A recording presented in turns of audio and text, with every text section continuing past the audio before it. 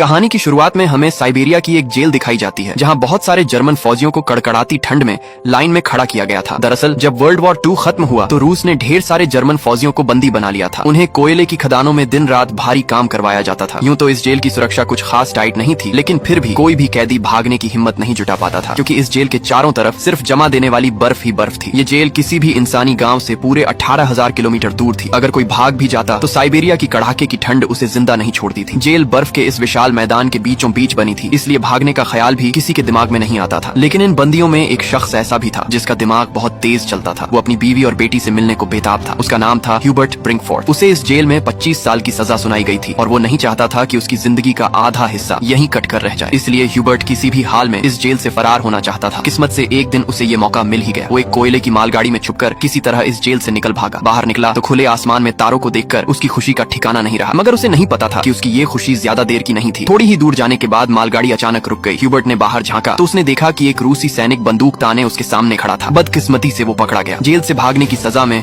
उसे एक खुली जेल के सेल में ठूंस दिया गया। यहाँ ठंड इतनी थी कि रात की बारिश ने उसकी हालत और पतली कर दी। उस सेल में उसे कुछ घंटे नहीं बल्कि पूरे 2 दिन गुजारने पड़े। 2 दिन गुजर जाने के बाद सुबह जेल का वार्डन उसके पास आया और उसे बाहर निकाला, मगर कोई सजा नहीं दी। बस इतना कहा, तुम्हारे साथी तुम्हारा इंतजार कर रहे हैं। उसे थोड़ी सी राहत मिली और जब ह्यूबर्ट अपने साथियों के पास पहुंचा तो वो सब डंडे और लाठियां लिए उसका इंतजार कर रहे थे। वो सब ह्यूबर्ट से बहुत गुस्सा थे, क्योंकि उसके भागने की वजह से पिछले 2 दिनों से उन्हें भी खाना नहीं मिला था। अब ह्यूबर्ट को वार्डन की बात का मतलब समझ आया। तभी बाकी कैदियों ने उस पर हमला बोल दिया और लाठी डंडों से उसकी अच्छी खातिरदारी कर डाली। इस पिटाई में ह्यूबर्ट इतना घायल हो गया कि उसे जेल के अस्पताल में भर्ती करना पड़ा। जेल का डॉक्टर भी एक जर्मन कैदी था। जैसे ही ह्यूबर्ट को होश आया उसने डॉक्टर से कहा, मैं फिर से जेल से भागना चाहता हूँ और तुम्हारी मदद चाहिए। डॉक्टर उसकी हिम्मत देखकर हैरान रह गया कि इतना सब सहने के बाद भी ये बंदा नहीं रुका। एक जर्मन फौजी होने के नाते उसने ह्यूबर्ट को समझाया, इस जेल से जिंदा भागना मुमकिन नहीं है और अगर तुम यहाँ से भाग भी गए तो बाहर की कड़कती ठंड तुम्हें खत्म कर देगी। मगर सच ये भी है कि अगर तुम नहीं भागे तो भी तुम्हारा यहाँ मरना तय है। कोयले की खदानों में कार्बन इतना ज्यादा है कि वो हवा के साथ तुम्हारे शरीर में घुस चुका है और कैंसर जैसी खतरनाक बीमारियां तुम्हें हो सकती हैं। इसलिए डॉक्टर ने कहा, तुम्हें एक आखिरी बार भागने की कोशिश जरूर करनी चाहिए। फिर उसने अपने सारे गर्म कपड़े,